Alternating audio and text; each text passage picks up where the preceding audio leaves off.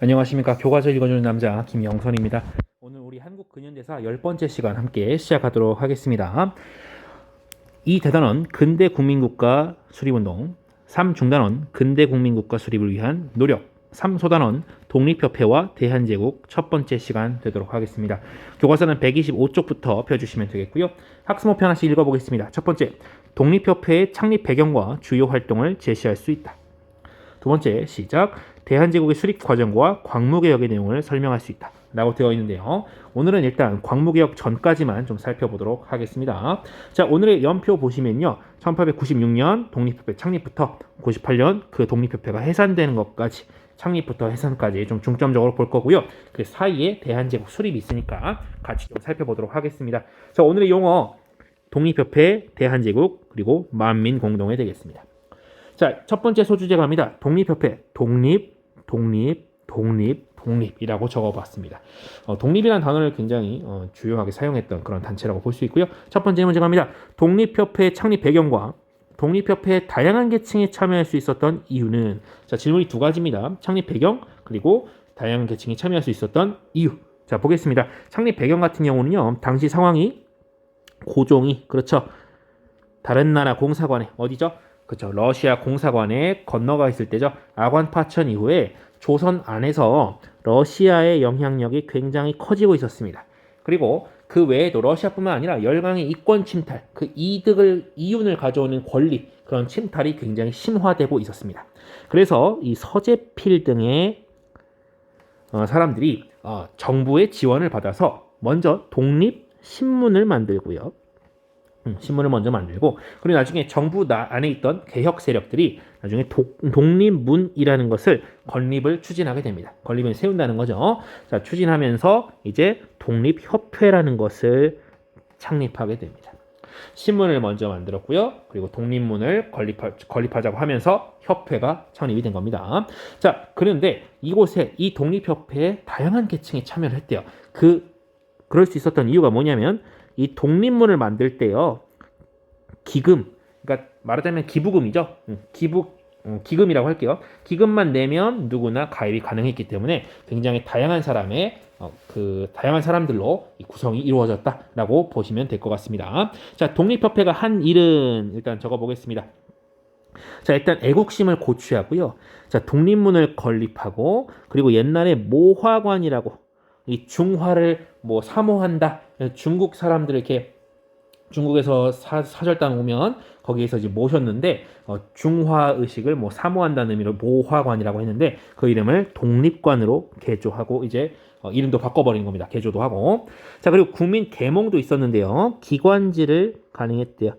기관지. 그러니까 그 독립협회라는 기관에 잡지라고 해야 될까요? 어떤 기관지를 간행했다고 볼 수 있겠고요. 그리고 강연회, 토론회 등을 개최했는데, 자, 토론회에서는 무엇을 했나 보겠습니다. 자, 산업개발이나 문화발전 등의 계몽적인 주제를 다루기도 했고요. 그리고 열강의 이권 침탈 반대, 의회 설립, 민권 신장 등의 그런 주제들도 많이 얘기를 했다라고 합니다. 이거는 정치적 주제겠죠? 자, 그래서 여기 여러분들 찾아보기 돼 있는데, 자, 여기 회보, 대조선 독립협회 회보, 이게 바로 독립협회의 기관지였습니다. 자, 근데 이게 처음에는요, 관료들 중심이었다가 나중에 여러 사람들이 막 같이 모이게 되죠. 그래서 각계각층에 참여하는 국민적인 단체가 되었다라는 것까지 한번 기억을 해주시고요. 자, 두 번째 가겠습니다. 대한제국 얘기입니다. 옥새를 올리니 왕이 두세 번 사양하다가 마지못해 황제 자리에 올랐다라고 되어 있는데요. 여러분 오해하시면 안 되는 게, 왕이 그러면 황제 되는 걸 사양한 건가? 이게 이렇게 좀 진짜로 진심이었나라고 생각할 수 있는데, 사실 그 전부터 이미 계획이 다 세워져 있었고, 왕의 명령에 의해서 나 황제 할 거니까 준비해놔라라고 하는 거고요. 일종의 그 동양적 제스처입니다. 그 생각해 주시면 돼요. 3번입니다. 아관에서 고종이 한 일은, 아관은 여러분 러시아 공사관이죠. 자, 보시면요, 이때는 정부 자체가요, 친러입니다. 미국과 러시아의 친한 성향의 정부가 구성이 되고요. 이때 단발령이 철회됩니다. 그리고 의병 이제 집에 가라고 하고요. 당시에 이제 을미의병이었기 때문에 실제로 좀 유학자들이 대장인 경우가 많았어요. 의병 대장이. 그래서 왕의 명령이었기 때문에 실제로 해산을 합니다. 자, 그리고 이제 2차 가보개혁 때 내각으로 바뀌었었잖아요. 의정부가. 다시 의정부로 고치게 됩니다. 의정부 관제가 부활되고요. 자, 차번 갑니다. 고종이 아관에서 나온 이유, 즉 환궁한 이유와 그 이후에 한 일은 뭐냐. 자, 말이 좀 말장난 같은데 환궁의 이유는 뭐였냐면요. 일단 열강이 이권 침탈이 심화되고 있어요. 여러 강한 나라들이 막 조선을 뜯어먹으려고 하고 있습니다. 이미 뜯어갔어. 그래서 독립협회에서는요. 아니 이거 왕이 나와가지고 이거 좀 막아야 되는 거 아닙니까? 어떻게 해야 되는 거 아닙니까? 이러면서 이 환궁 요구에 대한 궁으로 돌아오라, 궁으로 귀환해라 하는 요구가 그런 여론으로 형성이 됩니다. 분위기가 막 생기는 거죠.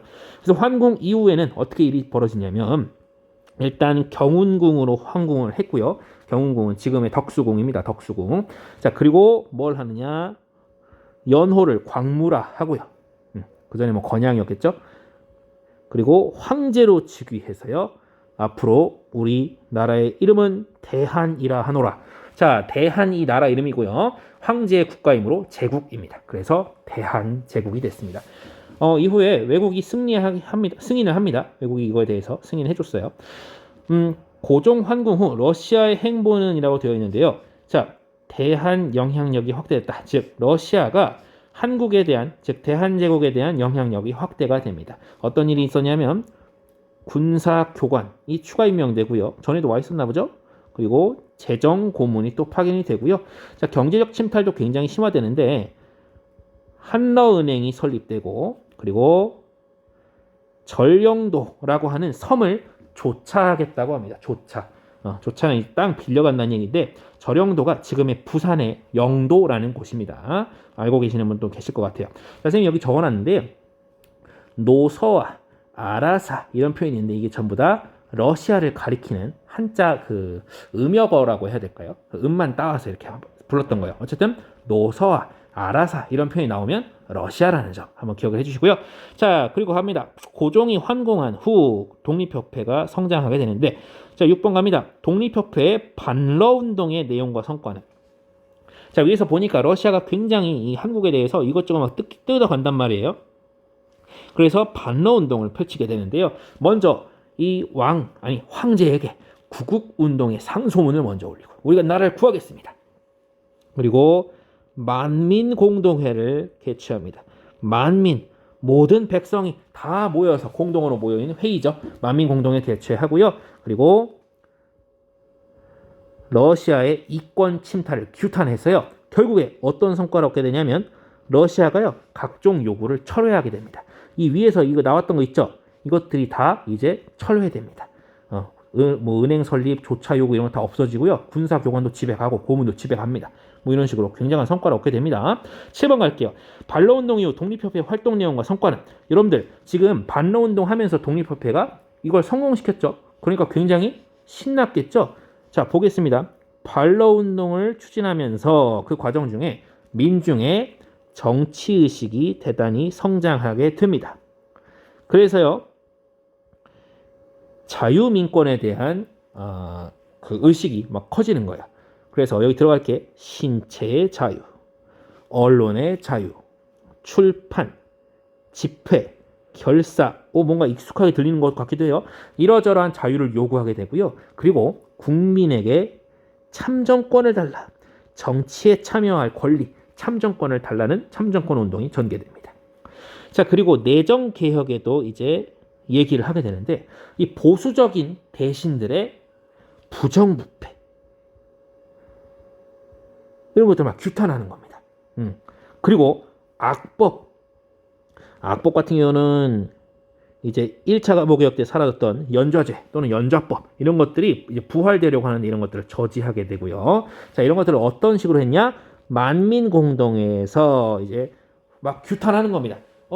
대신들의 부정부패를 막 거기서 고발하기도 하고 지금 뭐 연좌법을 부활시키려고 합니다. 이거 반대해야 됩니다. 이러면서 연설을 막 하고 여론을 막 일으키는 거죠. 그래서 사람들은 그러면 이제 부정부패했던 혹은 뭐 보수성향의 대신들은 좀 마음의 부담을 느껴서 쉽사리 자기가 하고 싶은 대로 할 수가 없는 상황이 되는 거죠. 자, 그래서 나중에 이 내각이 갈려요. 박정양이라는 사람을 중심으로 한 개혁적 성향의 내각이 수립이 되고요. 해서 이후에 여러분들 어떤 운동까지 나오냐면 의회 설립운동까지 전개가 됩니다. 의회 설립운동까지. 그리고 이곳에는 이제 독립협회의 모임, 즉 만민공동회에 이제 정부 대신들도 같이 참석해요. 여기 대신은 정부 대신에 참석한 그 의미가 아니고 정부의 대신들입니다. 큰 신하들, 높은 신하들입니다. 그 신하들이 참석해서 이제 뭐라고 부르냐면 관민공동회가 됩니다. 관과 민이 함께 모여서 회의를 한다. 그래서 관민공동회입니다. 여기서 뭐가 채택되냐면요. 헌의 6조라는 것이 채택이 되고요. 이것에 대해서 고종이 제가 결재를 해줍니다. 허락을 해준 거예요. 자, 그런 일이 벌어졌고요. 그리고 나중에 뭐까지 나오냐면 중추원 관제가 나오는데 이게 약간 의회 비스무리한 거예요. 그 의회가 생겼네? 근데 황제도 있네? 그럼 약간 입헌군주제 느낌이 막 나는 것 같대? 그렇게 일이 잘 진행되고 있었어요. 독립협회가 원하는 대로. 자, 그런데 우리 네 번째 가볼게요. 권모술수의 난무. 독립협회의 해산입니다. 자, 8번 갑니다. 세력을 키운 독립협회는 어떻게 해산되었는가? 지금 굉장히 세력이 커요. 그쵸? 막 커지고 있는데 당연히 거기에 대해서 반대편에 있는 보수 세력들이 위기를 느끼겠죠. 그래서 고종의 발작 버튼을 누릅니다. 독립협회가 공화정을 추진하려고 합니다. 라고 모함합니다. 공화정 또는 공화제라고도 하거든요. 공화정, 공화제, 왕, 황제 이런 거 없고요. 그냥 주권을 가진 국민이 투표로 선출한 그런 대표자가 그 정치 체제를 이끌어 나가는, 국가를 이끌어 나가는 그런 정치 체제를 공화정이라고 합니다. 좀 더 찾아보세요. 그 자세히는 인터넷 찾아보시고요. 자, 이때 고종이요. 이거 고종이 깜짝 놀랐겠죠. 그래서 독립협회를 불법으로 규정하고요. 그 간부들을 다 체포합니다.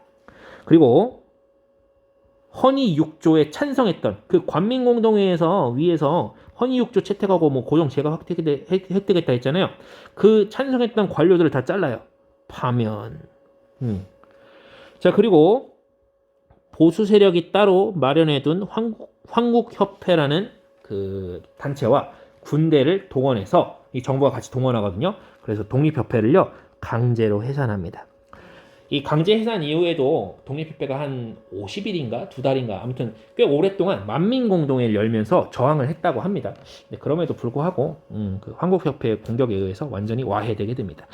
자, 아무튼 여러분들 독립협회 활동의 의의와 한계를 정리해 볼 건데요. 자, 보시면요. 이제 첫 번째로 자주권 수호가 있습니다. 자기 주인이 되는 권리인 거죠. 그리고 민권의식을 고취시킵니다. 우리 민들의 국민에게 권리가 있다. 그리고 자강 얘기가 나와요. 스스로 강해지는 거죠.